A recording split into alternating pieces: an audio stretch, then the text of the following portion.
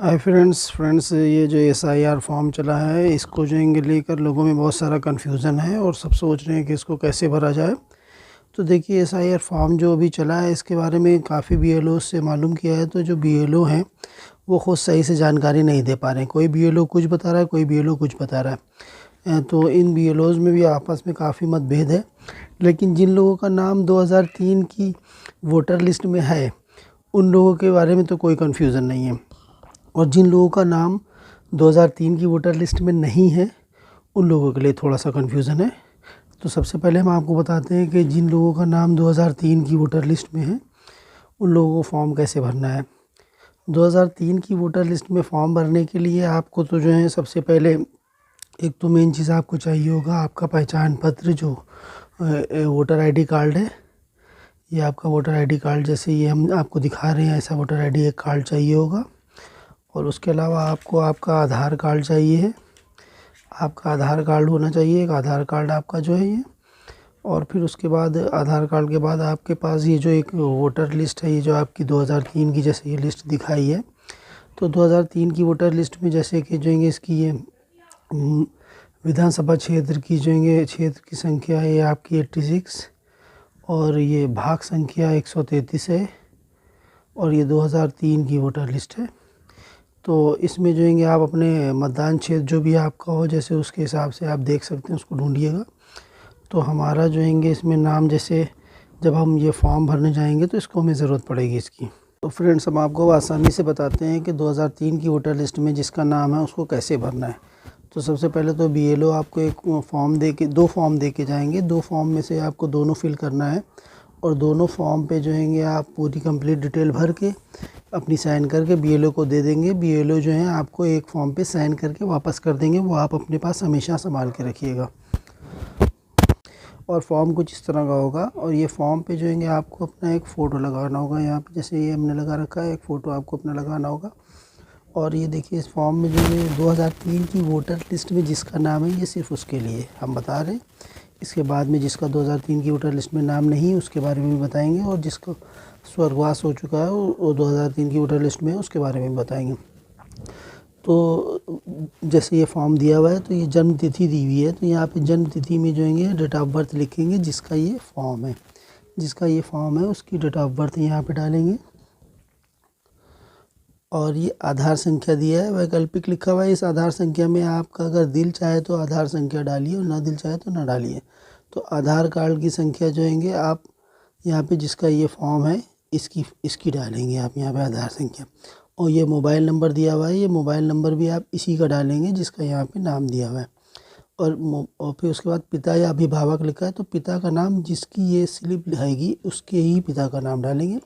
और फिर पिता का नाम यहाँ पे डालने के बाद पिता का जो है EPIC नंबर जो है ना, एपिक नंबर, वो वोटर आईडी कार्ड पे जो नंबर होता है वो नंबर आपको डालना है। जो लगभग जो है UP/ करके इस तरह करके बहुत सारे नंबर हैं, कई सारा वोटर आईडी कार्ड में जो नंबर दिया हुआ होता है पर वो डालना है आपको।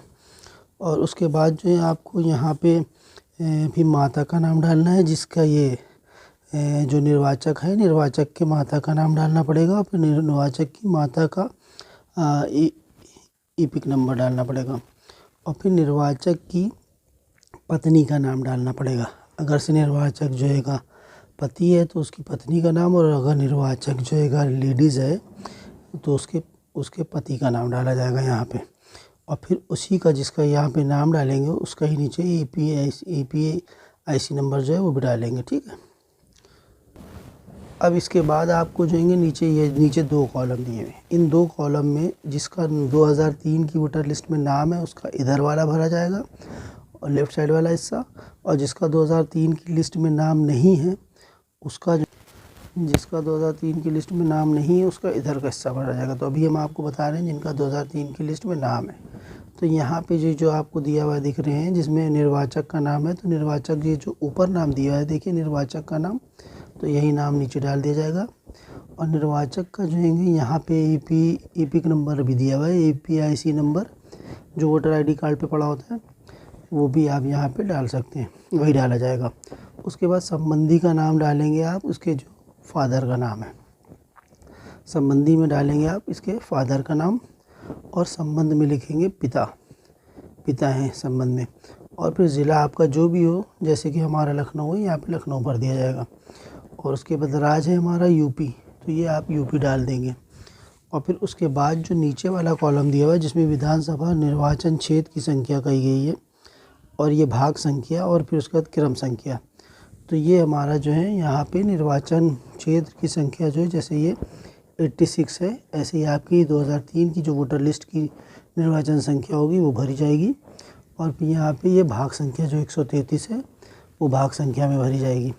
और फिर जो तीसरा कॉलम दिया क्रम संख्या पूछ रहे हैं उसमें, तो क्रम संख्या के लिए आपको जो है ये वोटर लिस्ट जो है इसको देखना पड़ेगी। वोटर लिस्ट में जैसे मेरा नंबर यहाँ पे 459 नंबर पे है, 459 नंबर पे जैसे नाम है, तो 459 नंबर की हमने यहाँ पे क्रम संख्या डाल दी है। तो कुल मिला के इस तरह मेरा फॉर्म कंप्लीट हो गया है। ये देखिए, ये हमने जो है यहाँ पे क्षेत्र की संख्या डाल दी है, फिर भाग संख्या डाल दी है, फिर क्रम संख्या डाल दी है, प्लस यहाँ पे अपनी पूरी डिटेल दे दी है। और ये यहाँ पे तो इस प्रकार से 2003 की वोटर लिस्ट में जिसका नाम है वो अपना नाम फॉर्म इस तरह भरेगा।